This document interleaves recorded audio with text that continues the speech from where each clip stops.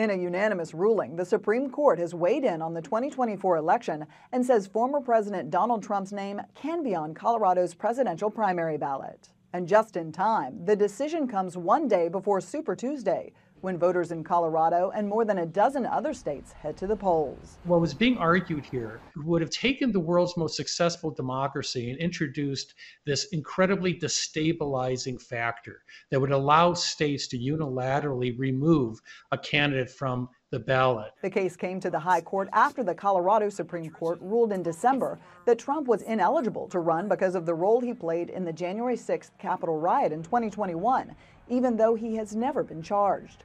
But the Supreme Court said the Colorado court had overstepped its authority and struck that ruling down. The majority is saying that, look, you need Congress to act here before you can enforce this provision. Essentially, you cannot take somebody out of a race because an opponent would like to have it that way. The Supreme Court decision applies to all states, saying in the ruling responsibility for Section 3 against federal office holders and candidates rests with Congress and not the states.